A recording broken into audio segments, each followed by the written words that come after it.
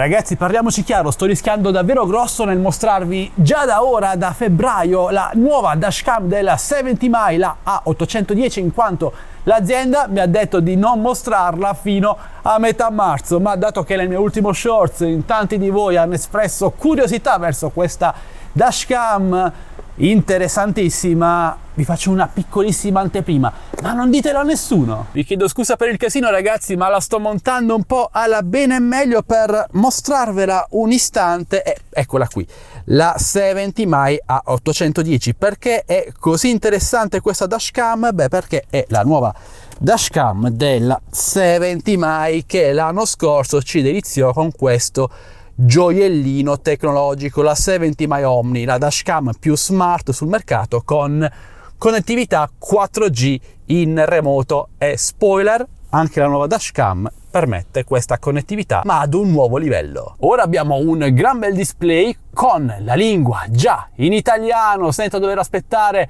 aggiornamenti. Finalmente grande 70mai, monitoraggio del parcheggio completamente personalizzabile. Abbiamo anche i sistemi ADAS e tantissime altre cose che ogni buona dashcam dovrebbe avere, e in più, ragazzi, c'è anche la retrocamera. Finalmente si è avviato il filmato di emergenza. Eccolo qui, il modulo retrocamera tanto richiesto sulla 70mai Omni, e finalmente ce l'abbiamo. Possiamo posizionarlo dove vogliamo, in quanto il cavo di collegamento, come vedete, è tanto lungo.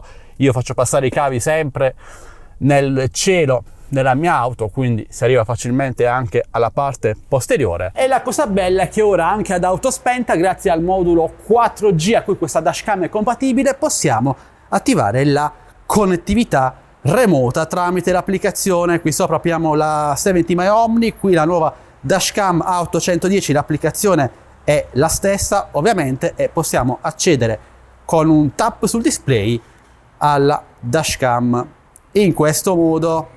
Ora le ho posizionate un po' come capita, però come vedete abbiamo la riproduzione della dashcam frontale, e con un tasto switchiamo alla dashcam posteriore. E questa meraviglia tecnologica, ragazzi, in remoto tramite connettività telefonica senza dover utilizzare wifi o bluetooth, che comunque questa dashcam supporta insieme all'HDR, il 4K, il nuovo sensore Sony Starvis 2 e tante altre chicche che potrò mostrarvi solo nella recensione completa il mese prossimo.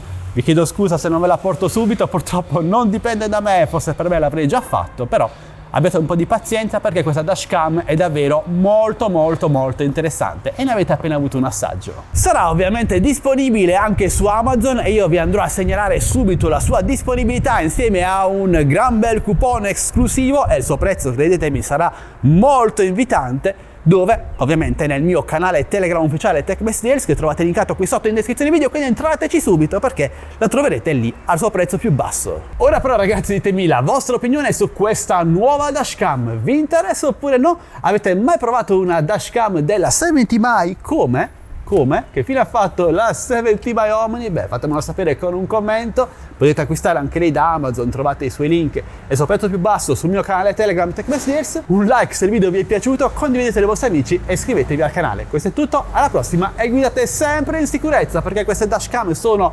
utilissime, ma la cosa più importante è accendere il proprio cervello prima delle dashcam quando siamo alla guida della nostra auto. Alla prossima, ciao ragazzi!